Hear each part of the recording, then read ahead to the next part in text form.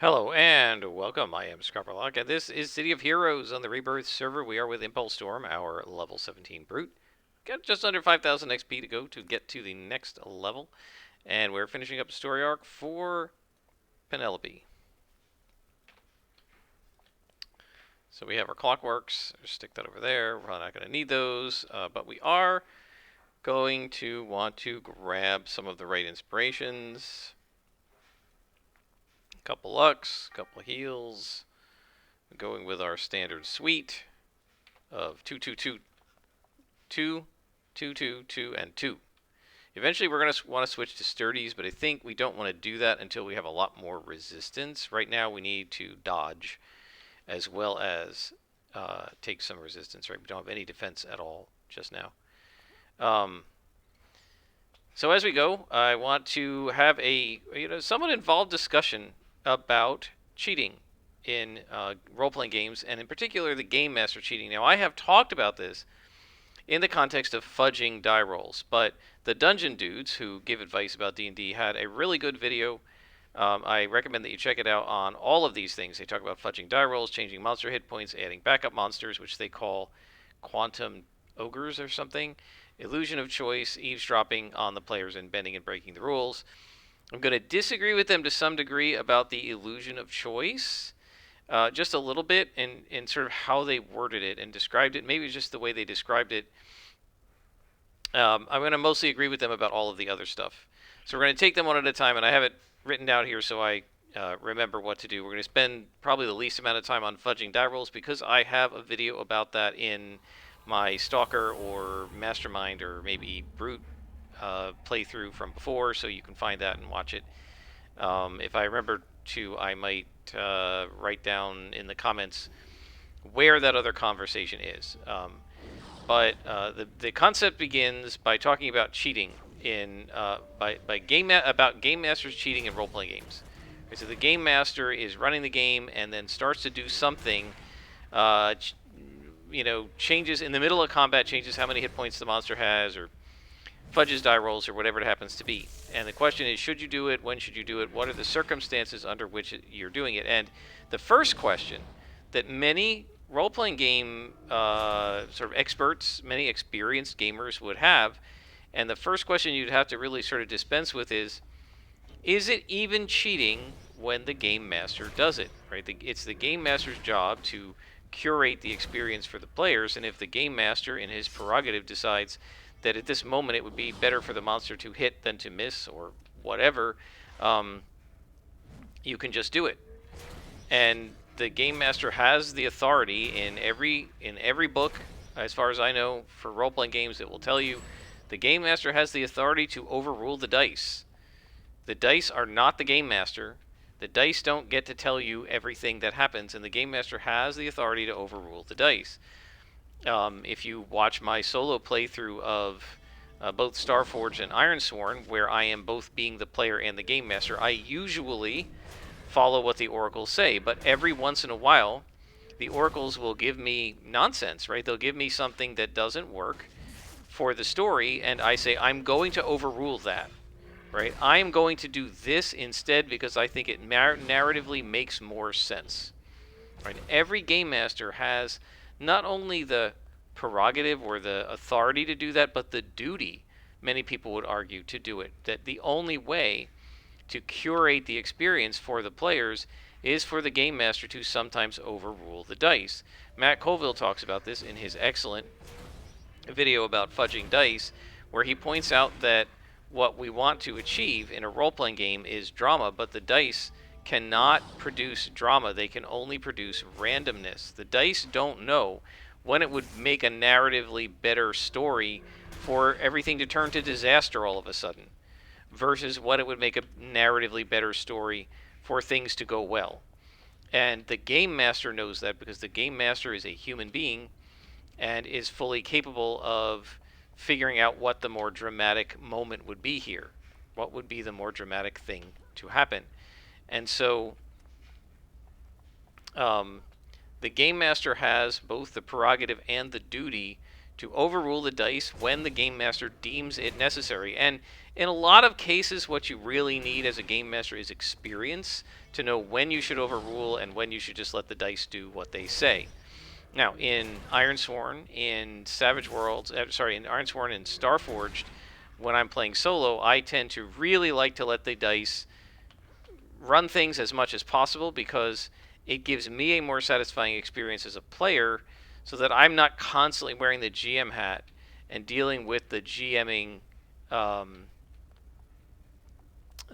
part of figuring out the game, right? And instead of running the game a lot, I'm mostly playing, and then occasionally I put my GM hat on and make a ruling, right? And I can do that if I let the dice make the ruling most of the time, right? But every once in a while, the dice rule something that's utter nonsense from a narrative perspective, or doesn't make any sense, or I can't even figure out how you would do that in this moment. And so, yeah, then you have to overrule it and do what makes the most narrative sense. Okay? And so that kind of underpins the entire discussion, right? The question of, can a game master, by definition, even cheat? Because it's really the game master's job to overrule the dice when the situation calls for it. And a dungeon master or game master overruling the dice is not cheating, right? They're using their dungeon master authority to, to decide what's the right thing to have happen in this moment, in this circumstance. I think I'm going to need both lucks here because we're getting surrounded. We got a lieutenant and a boss. So as the game master, you have to make this decision, right? But whether we want to call it cheating or just overruling things, right, we still have the question of, when should the GM intercede to change the way the natural course of events would work based simply on die rolls and the actions of the players and the NPCs, right? There's, certain things are going to happen if you obey the die rolls, right? And the only way for them to not happen is if you disobey the die rolls, and that when to disobey the die rolls and when to obey them is really the GM's call, right? And so what they're really asking, they call it cheating, but what they're really asking is, when does the GM step in, overrule the dice, and make a GM call, right? The dice say you hit here, I'm going to rule that you miss. The dice say you failed the saving throw, I'm going to rule that you succeeded. The dice say that the monster did 10 damage, I'm going to rule that he did 15 damage, right? When, under what circumstances, is it appropriate for the GM to step in like that, and under what circumstances is it inappropriate, right? And what are the different mechanisms GMs can use to step in and make these overrulings, right? And do that, make that decision, overrule the dice or the rule book, and say, no, we're going to do it this way. So that's kind of the question, like, when should you do it, and what are the techniques that you can use to do it?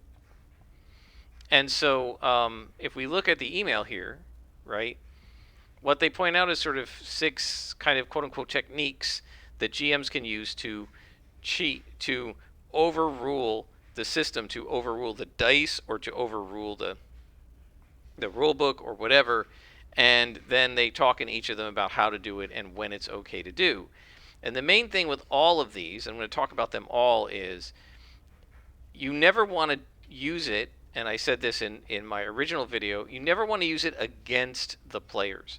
Now, it might sound silly, well, if you're going to add hit points to the monster, isn't that doing something against the players? Well, not really, right? Because your goal, again, is to curate the experience and to give a satisfying gameplay experience to your players.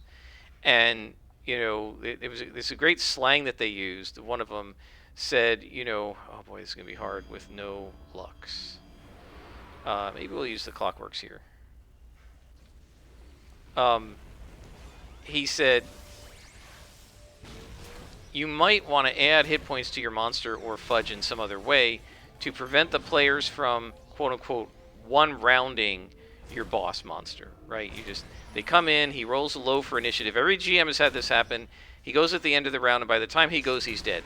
He literally has all these cool abilities, all these interesting things he can do, and he literally doesn't get to do a single thing. He's just a bag of hit points that they whack on until he's dead at the end of the round, and he never gets to do anything interesting, which means, and we've leveled up, that the battle is not exciting, the battle is boring, the experience was degraded and poor compared to what it could have been if he had just rolled higher on initiative, got to go first, and say done some mind control of the party, and all of a sudden the party's half fighting themselves, right? And this would have made a nail biting, tense, awesome battle, and he never got to even do anything because they pounded on him at the beginning, and he's gone, right? This isn't giving him more experience so you can beat the players. It's not giving him more experience to make them look like fools or to ruin their fun. It's giving him more hit points so that you can play the villain more in a way that will be exciting to the players and lead to a satisfying ending fight instead of a lame, lackluster one, right? So your goal should always be to improve the experience for the players. That doesn't mean, by the way, that you always have to fudge in their favor. It means that you choose when to fudge, when to alter, when to change things in such a way that you believe, in all honesty, that it will make the game experience better. Now, the players may not even agree with you. They might say, well, we want to one-shot the guy. Like, come on, guys, is it really fun to just one-shot the guy? I'll give you a great example. My players tried to implement the ability to hold monster on a dragon, right? And they did that by the sorcerer putting hold monster into his ring of spell storing and then handing it to the fighter so that the fighter could do that, so that the sorcerer could do concentration on animate object or something. And so the very first round, the fighter had a chance and tried to hit the dragon with hold monster. Now, the dragon had gone first, right? But, he made his save, right? And he didn't even need his legendary save to do it, and I would have used his legendary save. But the thing is, even though they tried to do it, I think deep down, I doubt any of the players really would have wanted to do it, because what we ended up doing was having this awesome epic battle where it was a blue dragon. He summoned 2 dust devils, which are like little tornadoes that are like 10 feet wide, and they're sentient and they'll attack you and stuff. So 2 of the characters got into fights with the sentient tornadoes, while the other 3 characters were fighting the dragon. And it was this epic fight, and a couple of them got hurt pretty badly. Nobody went to 0 hit points, but it was really tense. It was a nail biter, and I think since we came back in January, and this is now August, to play every other week, and since they've been like level 7 or so, and they're now level 11, but they were level 10 when this happened. Since they hit level 7 and we came back, in the last 8 months, probably 16 sessions, that battle against the blue dragon was probably the best, most exciting, most fun battle we have had. And the thing is, it wouldn't have happened if they had done hold monster on the first round and then just pounded him to death, right? And that's where, as a GM, even if he hadn't had legendary saves and hadn't made a saving throw, you might say, I'm going to make a call, and I'm going to do something that, I'm gonna let this dragon make his saving throw. Yeah, players hate it when you negate what they did, but if what they're doing is going to ruin the experience for everyone at the table, GM and players included, you can't allow them to do it. It's your job as a GM not to allow it, because it's your job as a GM not to allow players to ruin play at the table. And so all of the different techniques rely on what you're doing as the GM is not trying to beat the players, and it's not trying to make it so the players have a super easy time. It's curating the experience so that everyone at the table has the most amount of fun, excitement, enjoyment. People are cheering and clapping and smiling and laughing and, chowing down on their potato chips and having fun, right? If you can do that as a GM, that's your goal. And any amount of quote-unquote cheating, fudging, changing things is allowable, provided that you are achieving that goal. Now, one reality is if the players get the sense that you are faking it, that you're magically adding hit points or subtracting hit points or fudging rolls in their favor or against them, it will subtract the fun. It has to seem like it's natural and like it was going to happen, right?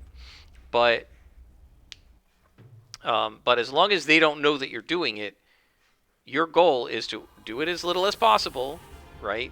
But to do it to as much as needed to make for a positive gaming experience for the group, right? And so all of these things have their time and their purpose, and um, this is sort of the job, the role of a GM. Okay, so what we're going to do is we're going to talk about all these different things when I come back. But first, I'm going to pause it and get to a contact because we can't do Dr. Lila until we're level 20, I believe. And once I've got a new contact started, I will bring you back. All right, so unfortunately, I talked to Wyatt Anderson. He told me to go talk to the longbow. I will do that separately, and I won't make you watch that, but I do want to level up. So we're going to train up to the next level, and now we have taunt. We don't need burst, dizzying flurry, or repulsing torrent. I like this. Let's take that one. It's sort of, I think, an AoE knockback type deal. And yeah, that's going to be cool. I will bring you guys back after we can talk to Wyatt again and maybe get a real mission. All right, we are back. And now we are going to the mission to stop the trolls. We have an hour to stop the trolls from harming a party. And so we've got to rescue the party goers and take out the trolls. So let's talk about, as we go through this, the different ways, the different methods essentially that GMs have available to them to curate the game experience by quote-unquote cheating and not doing what the objective interpretation of the rules and the die rolls would say. So the first one is fudging dice, right? Fudging die rolls. We've talked about this before. You are rolling to hit, and the dice say you hit, and you say, nope, it missed. Or the dice say it missed, and you say, nope, it hit. Right? So this is fudging the die rolls. And you do this for the purpose of making it more exciting and interesting to the players, and for keeping the battle, keeping the players on their toes, and that sort of thing. Now, usually what GMs do when they fudge die rolls, and this can be anything from a skill check to a saving throw to a damage roll. Usually what they're doing is helping the party out, and that's the way I generally use it. Right? If the villain misses, I just have him miss. But if the villain hits, and it would take a player out of the battle in round one, and they're going to be basically bored and not doing anything for the rest of the battle, I might say it missed even though it hit. Darn, he rolled a natural 3. Oh well, I guess he's not going to be doing any damage to you this round, right? So that's kind of how you do that one, right? You simply know what you need to roll, right? Like the hero has an armor class of 17, and you just say, oh well, he rolled a 16 with all his bonuses, right? Now, if you're rolling in front of the group, right, in front of the screen, right? If you're rolling behind the screen, you can do this really easily. But if you're rolling in front of the screen, it's pretty hard to. It can seem like it's going to be very hard to fudge the rolls, but it's really not, because what the players see is the die roll, right? That's what they see. But what you know is the attack bonus. You know whether that the villain has like +4 to hit. So unless you declare ahead of time to them, he needs to roll a 16 on the dice, right? You know he needs a total of a 17 to hit that armor class. You roll a 16, you can just say miss, right? Even though he had a +3 and he should have hit, you can just say miss, and they won't know any better. They don't know what his bonus is. Now you have to be careful to be consistent, because again, as I say, players don't want to feel like the GM is just giving them an easy time and cheating on their behalf or cheating against them. They like to feel like whatever it says on the dice is what happens. That feels like the natural thing, the fated thing, the destined thing to happen, even though there really is no fated thing to happen in a role-playing game. And so if you make it obvious, right, the guy rolls once with his sword and rolls a 16 and hits an armor class 17, and then the next time he rolls a 16 and misses an armor class 17 with the same weapon, the players are going to feel like something weird is going on. Okay? And so you want to be careful not to make it obvious to them that that you're cheating. So you need to be very careful with that if you're going to roll in front of them. If you're rolling behind the screen, it's obviously not a problem. You just say, I rolled a 3, and you sweep it aside. And I think I've mentioned this. One of the things that I think it was Matt Colville, somebody said that they do is they'll just put a 20-sided die with, like, say, with the number 3 face up and leave it like somewhere behind their screen, kind of in the vicinity of where they roll dice. You got to be careful not to knock it over while you're doing this. But then when they roll dice, right, if the players don't believe them, they can lift up the screen and show that die. See, it's a 3, right? And they'll be like, oh, okay, because I didn't touch the dice, right? I just lifted up the screen. They don't know that I had the die positioned there to begin with. And I think that's actually a really good trick. You have to be careful rolling rolling in front of the players. Again, not because your villains might fail. They're all going to fail. They're destined to fail. They're supposed to fail. That's what the story is usually about, right? You're trying to set up an adventure that you think the player characters will win. And so the villains are supposed to fail, and you're generally not... Rolling in front of the table doesn't prevent the villains from winning. Rolling in front of the screen, rather, doesn't prevent the villains from winning. What it usually does is prevents the GM from avoiding hurting the players too much, right? Because they're going to see the roll, and now you have to go with it. So a great example of this, this is, and I think I've told this story before, I would have fudged this, but my players made me roll in front of the screen because they didn't trust me, I guess. I don't know. They wanted to see the roll, and I was like, okay, I guess I have to do it. And I rolled, and I didn't think the villain would hit, and he hit. So we were playing with one of my friends, his kid sister, who was named Jessica. She was a doll, and we all really liked her. She was a really nice person. She was playing with us for the summer, and she played with us. She used us, and we knew she was using us. We were like in college, I guess, and she was like 16, 17. She was still in high school, and her best friend, who is named Carly, was out of town for the summer. She went to camp or something, and so Jessica was bored because her best friend wasn't around, and so what she wanted to do was be entertained for the evening. So she asked her brother, "Can I play with you guys?" And her brother originally was GMing, and he said, yeah, sure. And then I took over. We did like a crossover, Crisis on Infinite Earth style. I've described this before. And Darkseid was the villain, and like there was sort of this crossover between universes.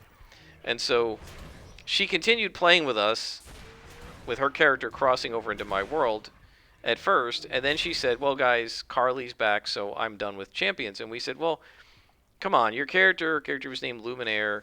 Luminaire's been around for this whole thing, and we just have a couple more sessions to do. Can't you stick around and finish it with us? So she said, okay. So now she was kind of doing us a favor and sticking around and finishing with us. She was sort of curious what was going to happen, I think. So it wasn't all a self-sacrifice, but still, we all knew that she wasn't really... She didn't care that much about Champions, and it didn't matter to her that much, and she was mostly staying to finish the story with us, right? It's kind of as a favor. And so, obviously, since she was doing us a favor, I did not want her last session or so... Oh, there's a boss here. Didn't realize that. I didn't want it to be a poor experience. So they were attacking Darkseid, and Darkseid...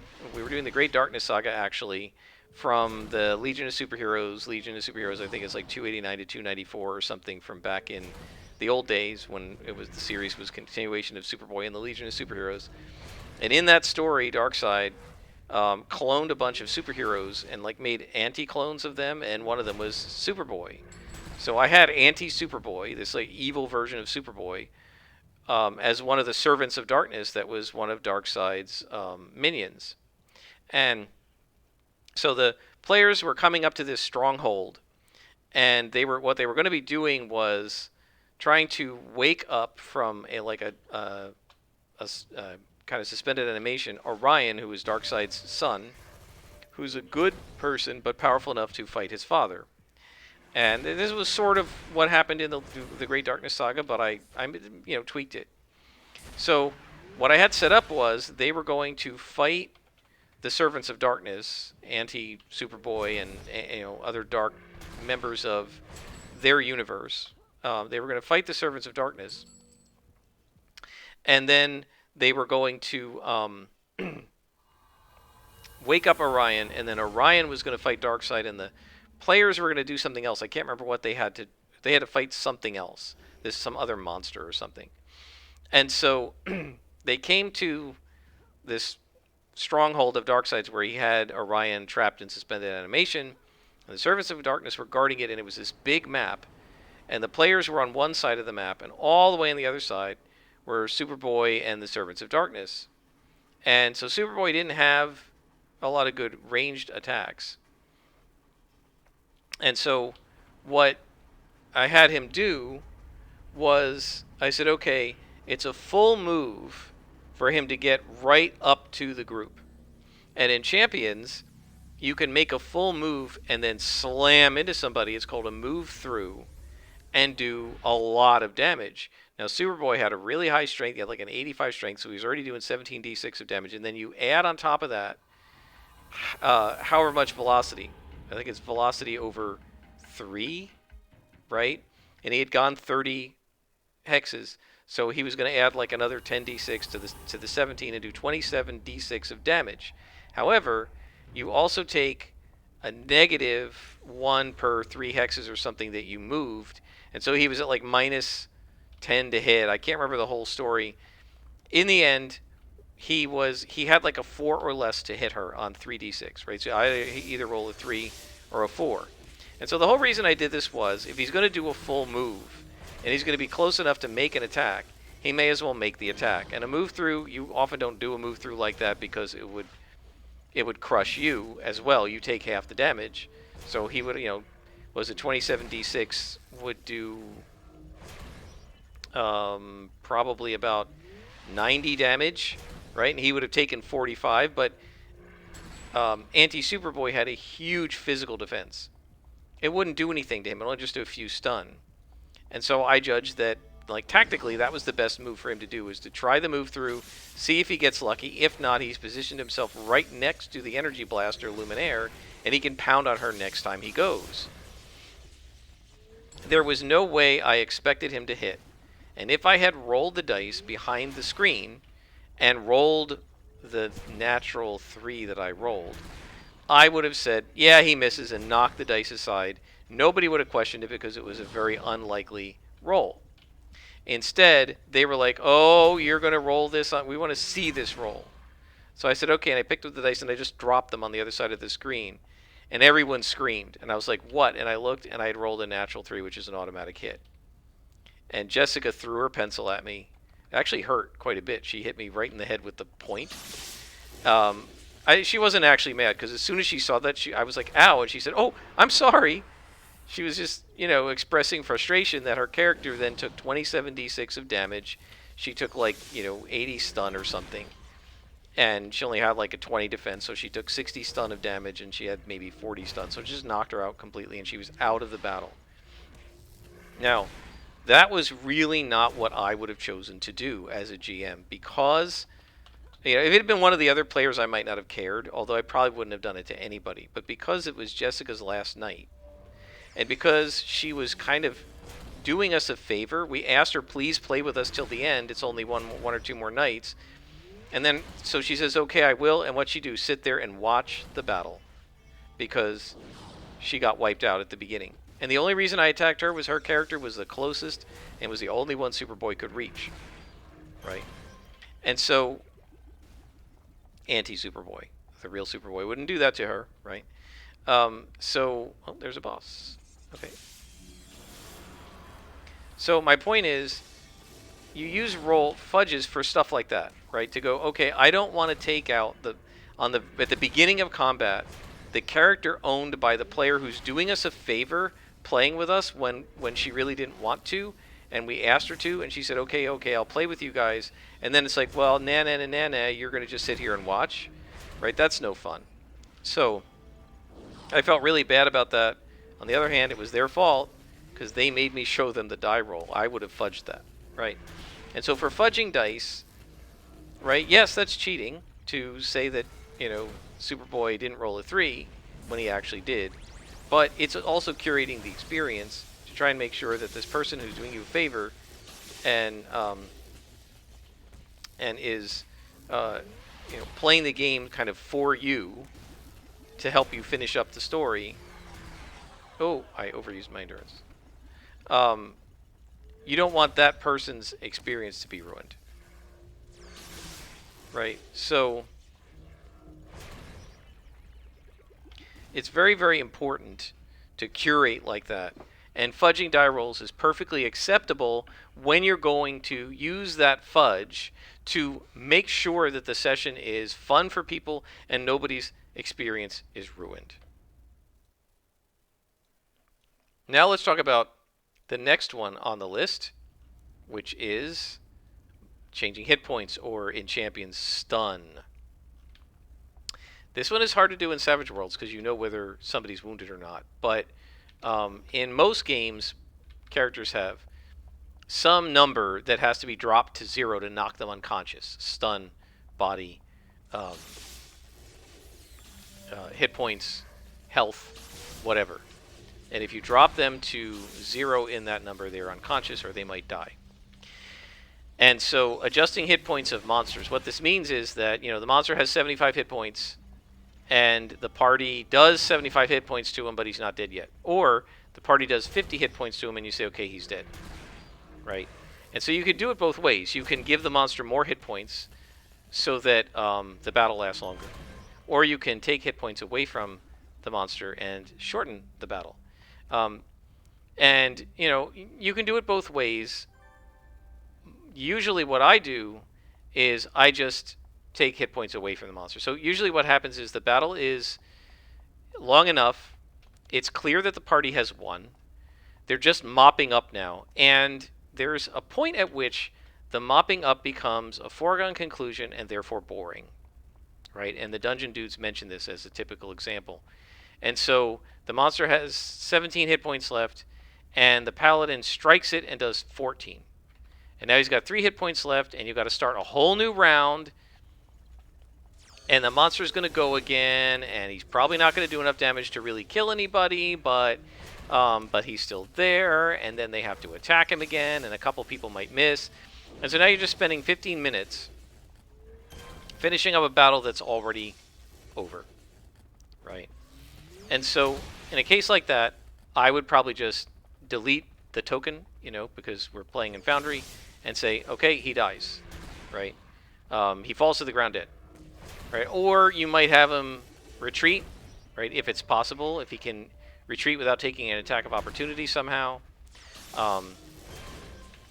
You might have them retreat, right? Using low morale as, there's sort of plenty of precedence for this in Champions and D&D and other games, but particularly old school D&D, there's plenty of precedent that monsters have a morale, and after more than half of them are gone, you have to make a morale check, and there are penalties to it depending on how badly they are losing, right? And so, just having them die is the equivalent of them failing a morale check, right? Just saying at this point, I don't think this monster would fight anymore. Having him run away is only going to add to complications. The players might chase him. Now we're going to end up in a boring chase against a 3-hit point ogre who's running away just because the players don't want to leave him alive. And I'm not really going to, because the players might think, oh, he's going to go get help, right? I'm not going to have him go get help. I'm just trying to end the battle. Yeah, just in that case, it's often better to just have him die, right? Just have him die. It's fine. Just take the hit points off. You did 17 hit points. It's enough to kill him, right? Yeah, he had 21, but it's over. right? The battle is over.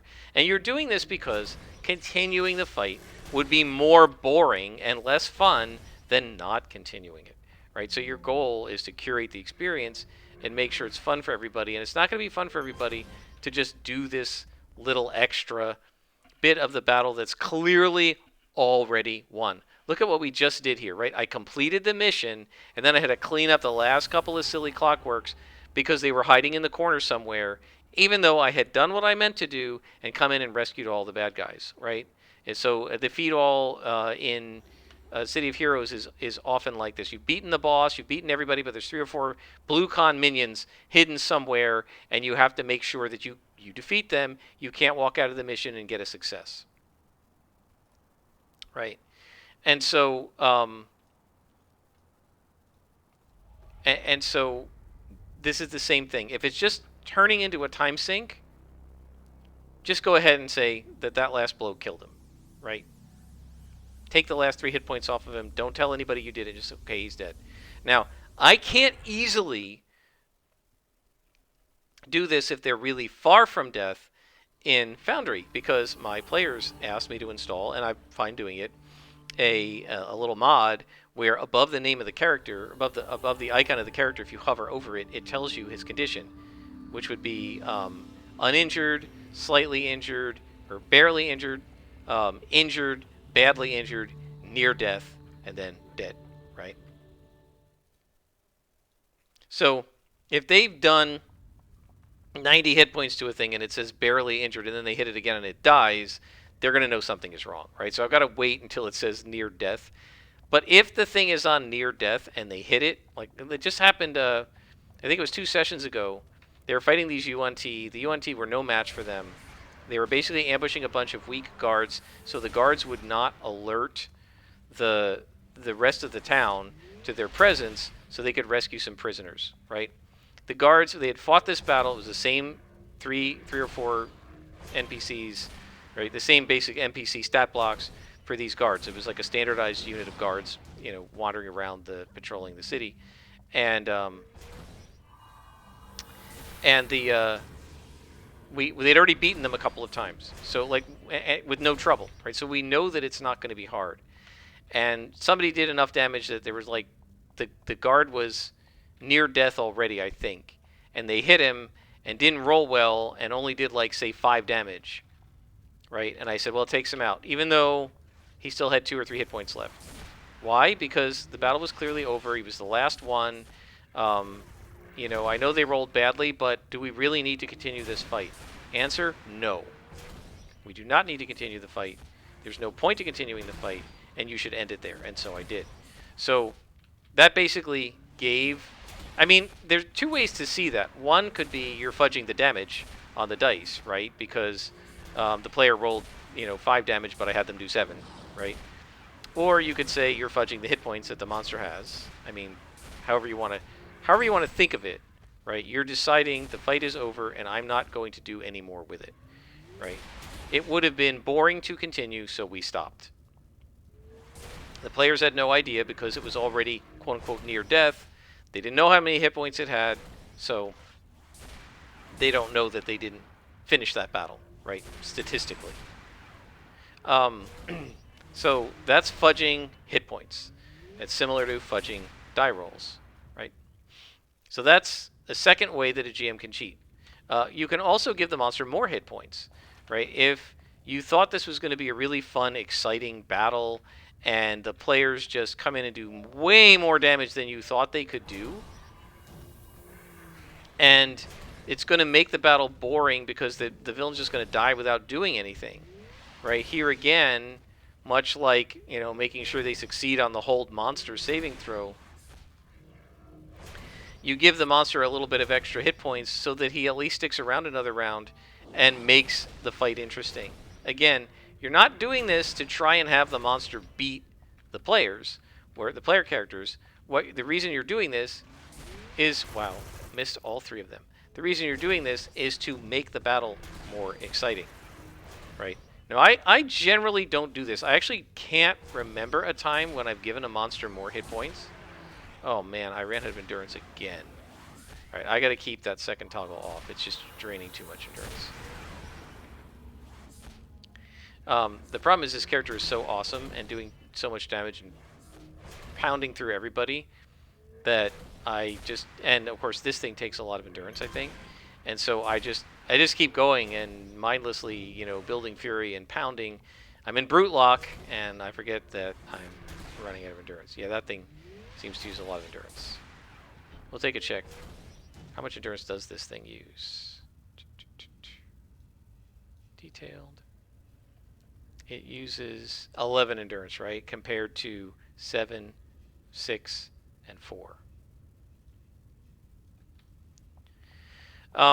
So those are sort of two techniques, but again, you only use them to help the players have fun, right? So you don't give the dragon an extra 200 hit points just because you want to have enough time to have it breathe fire on the players so that you can kill their characters, right? You might give it more hit points so that it can actually breathe once because they did so much damage to it, it couldn't even do its breath weapon once, and it's sort of underwhelming to fight a dragon and have it never breathe. Okay, so so that's a second technique. The third technique, that they talked about is adding backup monsters. They call this quantum. What is it? Like Schrodinger's ogres, right? The Schrodinger's cat analogy is. And what's really funny about this is I believe when Erwin Schrodinger made this analogy up, he was using it to mock quantum physics and the conclusions that they drew, and instead everybody takes it seriously and thinks he meant it. I don't think he did. I think he was using it to mock them. But this idea that there's a cat in a box, right? Anybody who's watched The Big Bang Theory knows this. There's a cat in a box with a vial of poison that will break open at a random time, and that until you open the box to see what happened, the cat can be thought of as both alive and dead. The cat is not both alive and dead. Either that vial has broken or not. The fact that you don't know whether the cat's dead or not does not mean that the cat hasn't died, and that was what Schrodinger's point was. It's a silly idea, but they were using this as an analogy to talk about whether the backup monsters are there or not, right? So they say you have a boss monster, let's say, and there's a couple of side doors in his room, the back of his room that the players haven't explored. At the beginning of the boss fight, they're not going to be able to explore it. It's the doors behind the throne room or something. And the door may conceal some ogres that are backup guards for the boss, or maybe not. If the battle is too tough and is giving the players a really hard challenge, you just don't have there be ogres there, and when the players open the door, it's just a bedchamber back there with maybe a tied up human slave or something.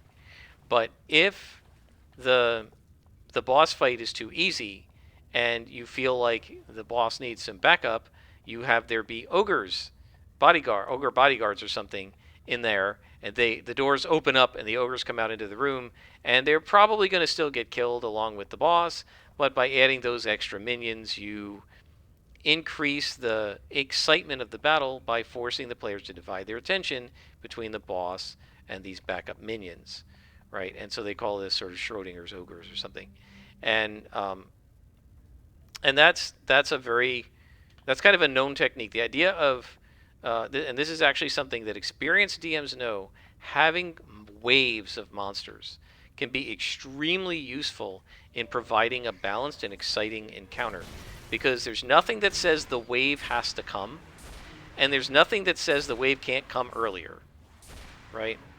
And so a lot of times the GM will have waves, and if you need the wave, you bring it, and if you don't, well, don't worry about it, right? So for example, I have the very next battle I think my party is going to fight.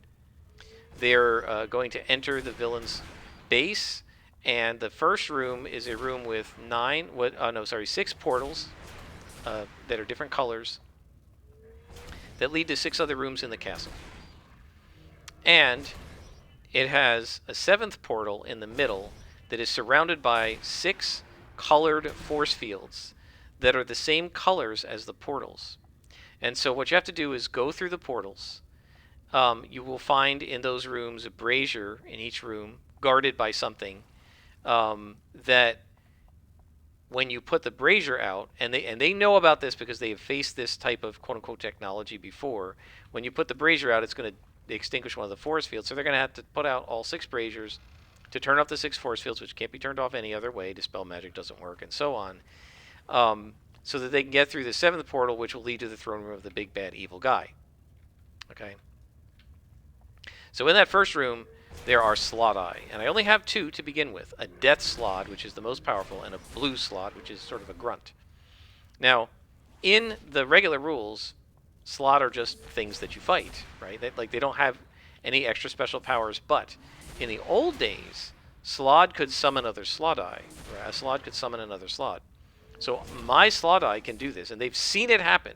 A green slot, which is the like more powerful than red and blue, can summon either one red or one blue once per encounter as a bonus action.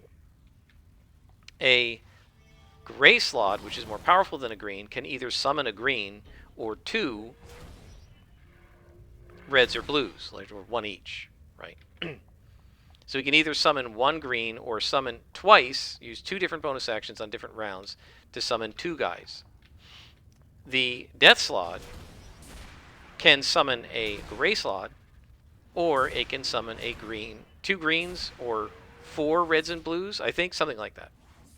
So my plan for the slot, if they don't kill him before he goes, or cast slow on him to prevent him from taking bonus actions, my plan for the death slot is on his first round, he is going to summon a gray slot and then attack, right?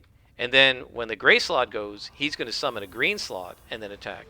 And when the green slot goes, he's going to summon a red slot and then attack. So they're going to have to basically fight a slot of every color. That's the battle in a room full of portals of every color, right? I mean, it's sort of, I think of this as sort of my rainbow battle. I don't know how else to describe it. Prismatic battle, So the reality, though, is that the player characters have a lot of things they could do to prevent that slot from going on his bonus action, especially if he rolls bad for initiative. So the 2 of the portals are behind doors that are closed, right? What I've got hidden in those rooms is a gray slot and a green slot. If the player characters stop the death slot from summoning a gray slot, one of the doors will open and the gray slot will come out anyway, right? That's my backup, right? Because I want the battle to be them fighting all the different slot eye, and I could just have them all be there, but I think it would be more interesting and exciting to have them come in a little at a time. And also, I think it will make it winnable. I think if I put them all there at the beginning, that might be an unwinnable fight. But if I bring them in one at a time, it gives the player characters a chance to focus fire on the ones that are there before a new one shows up. Right? Also, once they get they've seen them do the summoning once, but I don't know if they remember it, but once they kind of get the sense that this summoning is happening, they can try to take actions to specifically stop the summoning. And if they do that, it might work. We'll see. But this is basically the idea, right? These are Schrodinger's slot eye, right? I don't know whether the ones that are in the room are going to come out or whether they're going to be summoned, right? One way or another, those slot eye are going to come into the battle, right? And whether it's as a bonus action or them coming out of a door is just a flavor, right? But I wanted to make sure I had a mechanism for getting backup slot eye into the fight if the players neutralize the death slot before he goes. Now, it's going to be hard to completely neutralize the death slot before he goes, but one of the more obvious things they could do is cast slow on it, and slow prevents characters from taking bonus actions, right? And then he's stuck. Now, if the sorcerer casts slow, then it is absolutely the case that the death slot is going to order the blue slot to kill him, or at least attempt to disrupt his concentration, and the death slot will probably try to do that too. But anyway, that's sort of having backup villains, having waves of enemies, and you only call in the wave if the situation calls for it. Again, you don't bring in waves to overwhelm and kill the party. That's not their purpose. The purpose of the waves is to sort of grade the challenge so it's not too hard right off the bat, and so that instead it you use the backup to make the challenge stay consistent through the fight rather than being hard at the beginning, medium at the middle, and then pointless at the end, right? You bring in reinforcements because the player characters are way more powerful than the enemies. So after they take out the big bad guy and a couple of his big minions, you bring in some more minions and maybe another lieutenant or something, and that keeps the fight exciting. So that's sort of the third technique. Or sorry, the third technique. Yep. I'm going to skip the illusion of choice and come back to it. The next thing that they give as advice, and this is amazingly good advice, and I absolutely love it, and I use it myself, is as a GM, you get to eavesdrop on the players. You get to hear what they're planning to do and what they think is going on. And they said, and this is definitely true, if the players say this is what we think is going on, this is what makes sense to them, right? Maybe your plot doesn't make sense to them. You know, sometimes it's hard to know as a GM. Is my plot logical? You know, sometimes it can be hard to know.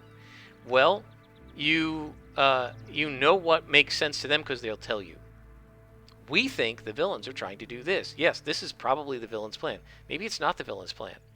Change it, right? Okay, yeah, now it is the villain's plan because they think that's a good plan and they will find that plan believable, and what I came up with maybe isn't believable, so let's just switch to that, right?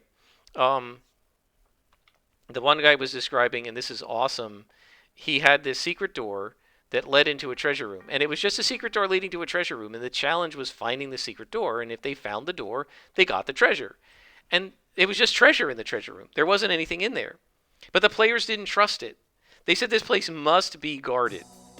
And they spent like 15 minutes working out a plan of how to detect and disarm the traps. And whichever one of the dungeon dudes, and I can't remember which one was saying this, said, yeah, during the 15 minutes that they were doing that, I was quickly in my notebook scratching out the design of a trap.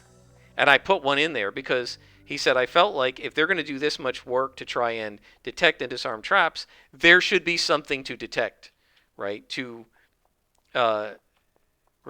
reward them and to, also, they think it's logical that there should be a trap here, so let's go ahead and put a trap, right? And then, the dungeon logic seems to make sense to them.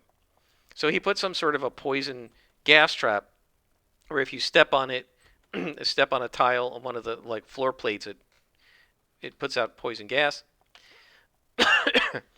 And he said they summoned like an iron golem or something that's a shield guardian. I can't remember what they summoned that is immune to poison. Are we just not going to get a story arc from this guy? Oh, we are on a story arc. Okay. The Clockwork King's robotic. Find a clockwork power source. Or... yep, I think this is the one. Not sure. Defeat 15 clockwork. Okay, we're going to see if we can just cancel that. Okay, we got a clue, so that must be the right one. Clockwork power source you recovered, so that's our mission. Okay, we got to defeat bolts. Go to Alice Park. Okay. All right. So where are we? Oh, right. We're on eavesdropping. So yeah, if you listen to the players, they'll tell you what they want to do. My players got really obsessed with the statue of Angarona. They don't know it's the statue of Angarona yet. Who's a paladin of Venus in my world. She was the goddess of secrets in the real world. And she's the keeper of the secret name of Rome. And they've kind of figured out that this person is the keeper of that. They don't know she's a paladin of Venus yet. I think they may have figured that out. Not sure. Because a paladin is mentioned. I don't know if anybody's proposed that maybe this is the paladin. I'm not really sure. But they were really interested in who's tending the votive offerings of this statue. And I didn't have any plans for that. But they made this elaborate plan to sort of watch the place, keep it under surveillance until they saw who was tending it. So I'm like, okay, I've got to come up with who's tending it and have them show up, right? Even though I didn't have any plans for that, because I knew that this was important to them, and they found that they thought that it made sense in the world that there should be somebody they could follow. I'm like, okay, I'll give them somebody to follow, and then I got, where are they going to go, right? So I had to improvise. They went to the Bard's College, right? And then the players decided we want to invade the Bard's College and see what's there. There wasn't anything there, right? I hadn't planned to ever make the map of it or anything. There aren't any bards in the party.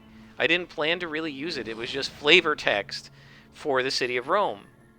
And so now I'm like, okay, in between sessions, I had to make up the Bard's College. I found a map. Then I'm like, okay, there's got to be interesting stuff. If they're going to spend the time to sneak into the Bard's College to find stuff, there needs to be something for them to find.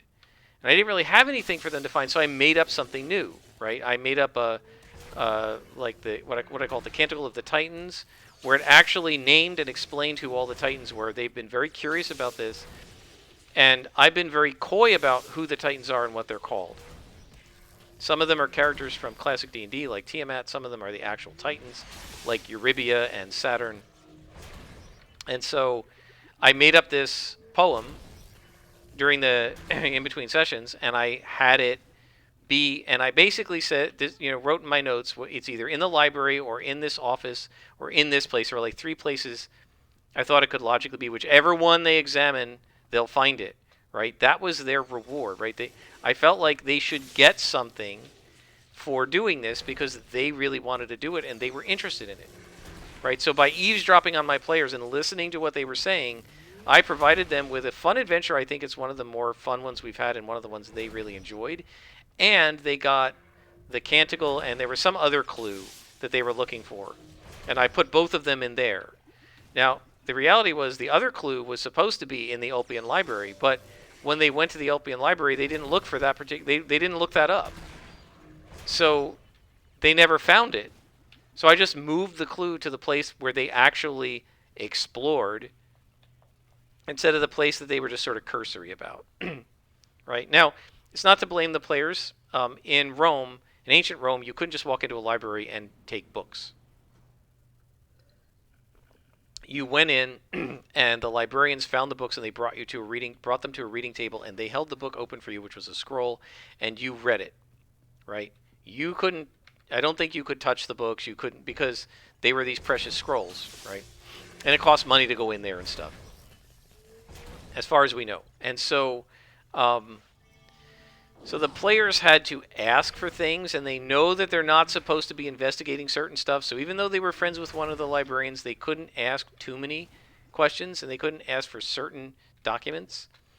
So there was a way to ask for the one they were looking for, but they didn't think of how to ask it, I guess. I can't remember the whole story. They didn't think to look for that particular one, so I put that one in the Bard's College because that's what they were interested in doing. So this is what they mean by eavesdropping on your players. It's cheating, right? You are changing the adventure to suit what the players are saying instead of what you had written down in your notes, right? It's not the objective reality of what's in the notes or what was in the book of Curse of Strahd or Storm King's Thunder, right? It's instead what the players said they wanted, and you're editing it. But your goal, again, as a GM, is to provide a good, fun experience for the players, and if they're telling you this would be a good, fun experience for us, that's what you give them. Right? And it doesn't really hurt anything to do that, and in fact, it's actually a good idea to do that. Now, what you shouldn't do is eavesdrop on your players, find out what their plans are, and then use that eavesdropping to break their plans. Right? So the players say we're going to sneak in a certain way. You set up a whole bunch of traps that weren't there just because the players are sneaking in that way. Right? That's cheating against them. Or the example they gave is the players figure out that the advisor to the king is actually a red dragon in shapeshifted form and is planning to usurp the throne. And they're right. They figured it out, right? What you shouldn't do is say, okay, forget it, I'm going to make it a vampire. I don't want them to be right. No, they figured it out. It's what you should want. And they said, then the players, knowing it's a red dragon, get all ready for a red dragon, and they get potions of fire resistance, and they get ice scrolls and stuff to fight the red dragon, and you go, haha, it's a white dragon. Because you heard that the players were prepping for a red dragon, so you just changed the type of dragon. That's cheating against them, and you shouldn't do that, right?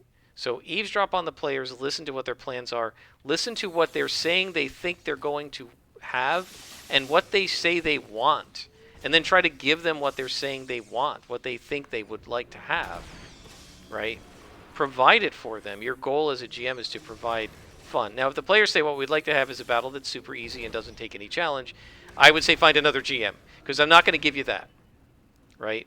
But if they're saying, if they've figured it out and they've got a really cool plan, I would try to make it so that the plan can succeed, right? So like when my players decided they wanted to stop all the, they wanted to like take out all the patrols going around the city and then rescue the prisoners, I made that happen, right? And yeah, the UNT probably should have realized that patrols were going missing, but I just say I'm not going to worry about it, right? Because the UNT weren't expecting to be attacked, right? And the players were doing something noble, right? They didn't have to rescue these prisoners. These prisoners have nothing to do with their quest. But they said we can't just leave these people to be eaten by the UNT, because that's what the UNT do to humans. They eat us, right? They use us as slaves, and then when they're done with us, they eat, right? They're warm bloods. Humans, Aarakocra dwarves, are either slaves or food to them, right? Those are the only two statuses they recognize as having. They recognize us as having. So, so there's that, right? So the idea is listen to what they say they want to do and see if you can make it happen logically in your world. Don't make the world illogical. Don't do crazy stuff in the world that doesn't make any sense.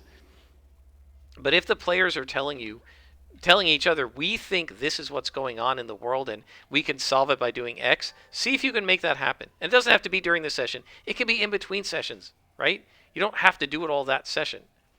But see if you can make it so that what the players are hoping would happen would actually happen. And the one guy said, I think it's Monty, I can't remember which one, said, you know, it's all the rage in Hollywood now to have movies and TV shows that subvert your expectations. But he said, don't do that to your players. It's so satisfying when after you put a lot of thought into something, you think this is what's happening and it turns out to be right. It's like reading an Agatha Christie mystery and partway through you say, hey, I think this is the murderer. And at the end of the book, it is the murderer. You figured it out.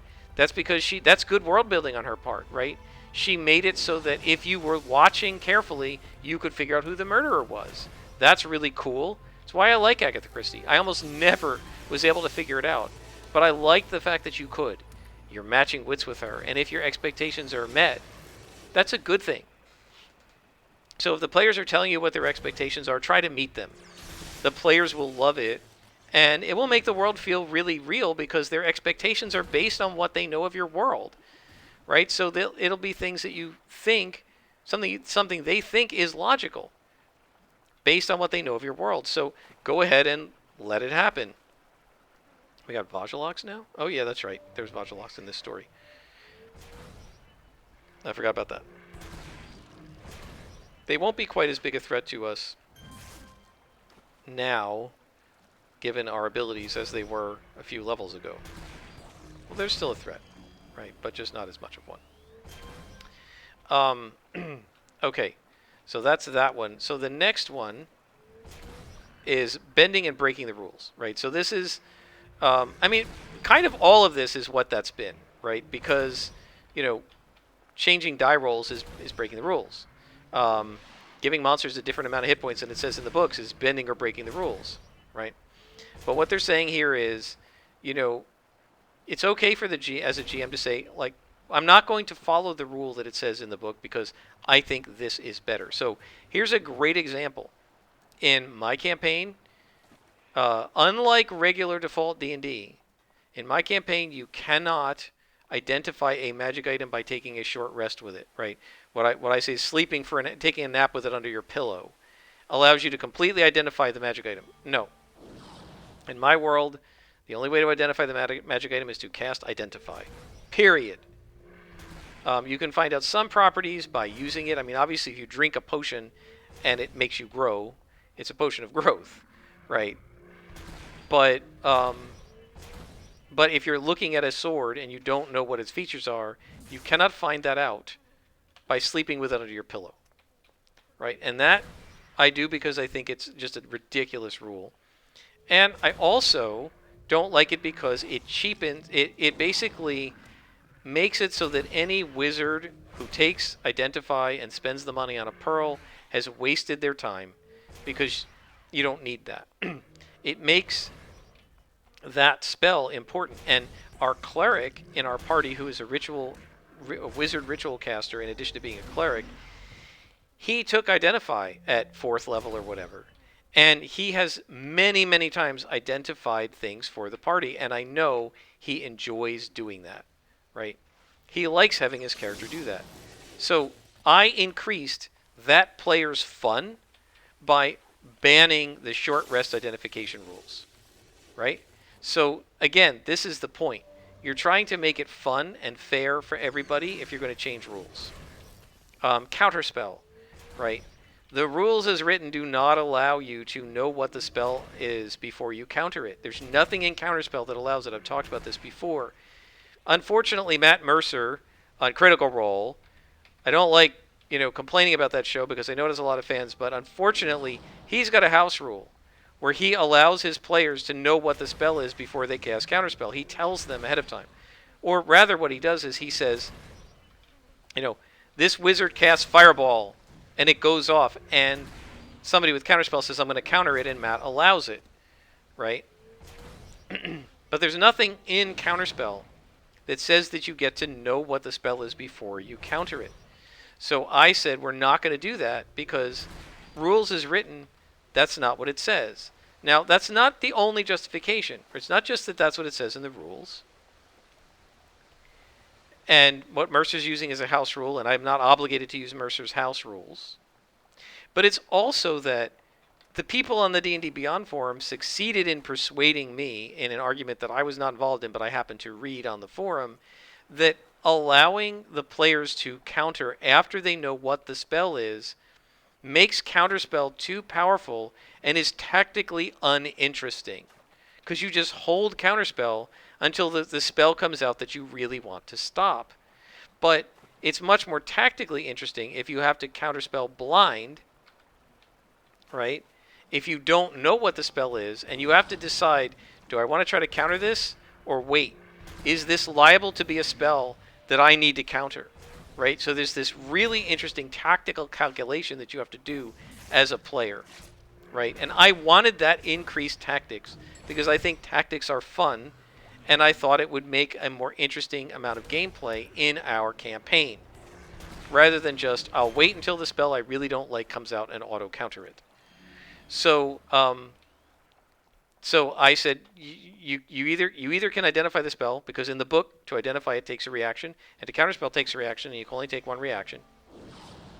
You can either counter it or identify it, but not both. Now, my friend who likes the Matt Mercer version complained about this. He didn't like it. He said it wouldn't be fun for him, right? We talked about it, and we compromised. I said, wow, leveled up again? I've been playing a long time.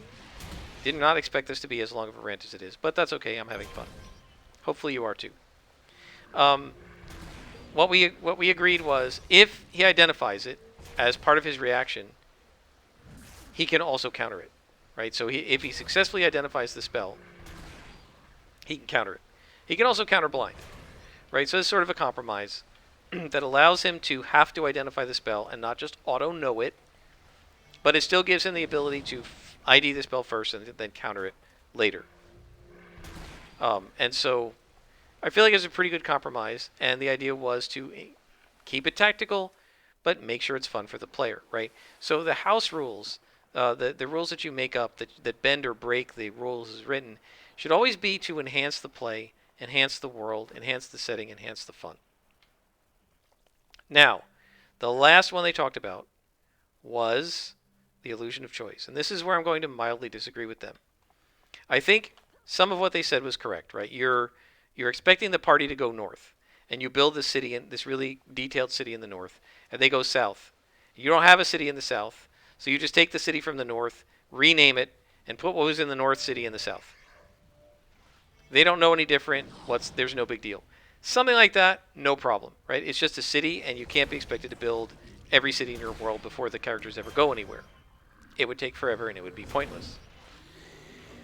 However, they also seem to be saying that, you know,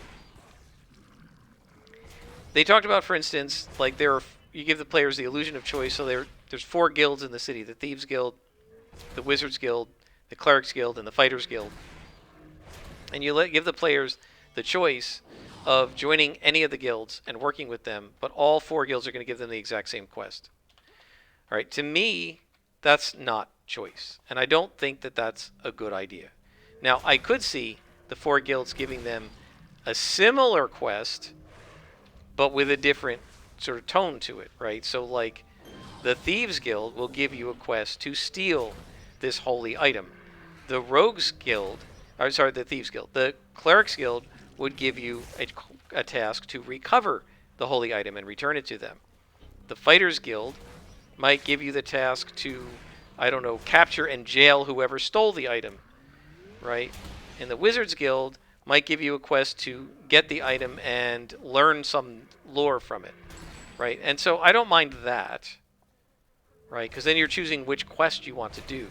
But if all 4 of them are going to just say, go get it and bring it to us indiscriminately, right? Steal it for us, then, I mean, you can certainly do it, but it's not much of a choice. So I'm not a fan of the illusion of choice model, unless as a GM you have no options, right? Like if the players go somewhere you didn't expect, and you have no choice, but to just use the adventure you had prepped, because if you didn't, there wouldn't be an adventure. Yeah, that's okay, right? Because again, your job is to make everything fun for people, and it wouldn't be any fun not to go on an adventure this week, right? So if you have to repurpose just quickly on the fly an adventure that really shouldn't be in this location, just so that everybody has an adventure, that's okay. I don't mind that. But if you're going to provide what seem like choices that aren't real choices, so for example, in Storm King's Thunder, there is there's a crazy giant, and I've mentioned this before, and I don't know the details. I've only heard about it. I've not played it or read it. There's a crazy giant who has the ability to quote unquote teleport you anywhere. Right? That's what he says. I can teleport you anywhere on this giant map. And then what they say in the book is no matter where the players pick, the giant's going to teleport them to one of these 3 cities at the GM's discretion. That is not illusion of choice. That is, I don't know what. It's railroading. I don't know what that is. Stonewalling. That's not a choice, right? And it's not even an illusion of choice. It's literally lying to the players. If they can only do those 3, tell them those 3. Look, my teleporter can get you to one of these 3 cities you pick. And then that's a real choice. Okay? So, I think that, although I think it's okay for the GM to provide an illusory choice to the players, I think you shouldn't do it very much. And that should be the least frequent thing that one does when quote-unquote cheating as a GM. I don't favor that. I prefer not to do that. And I prefer to make the choices be real, or just don't tell them, look, you have no choice. Right? At least be upfront with it. Right? I think most players would rather have an honest railroad than a false choice. The claim is, well, if they didn't know any better, right? There's a fork in the road, they said, right? And you can go either east or west. And whichever way you go, you're going to come into a swamp with a vampire's castle, and you're going to have to fight the vampire. Then don't put a fork in the road. Right? Oh, the players feel like, oh, we fought the vampire because they think they fought the vampire because they chose the East Fork. What difference does it make that there was no other choice? To me, as a player, I'd rather just have a single road. Don't give me the illusion. If I'm going to fight the vampire no matter what, just tell me I'm going to fight the vampire no matter what. But that's me. Maybe not everybody feels that way. Let's pick our last slots, and then we will stop this long episode. Still don't have our last slot on stamina. I guess that comes in at level 21. So rise to the challenge. We can put heal. Right, we're going to need to 6 slot that. So we'll put a slot there, and we'll put a slot there. And not going to put anything in there yet, because we're already level 19, so it's going to go white pretty soon. We're not going to bother with that. We will do single origins in a couple of levels. Can't believe we're already level 19, guys. That is pretty cool. I hope you've enjoyed this long rant. I apologize I didn't expect it to be this long. Until next time, I am Scrapperlock, and this has been City of Heroes on the Rebirth server.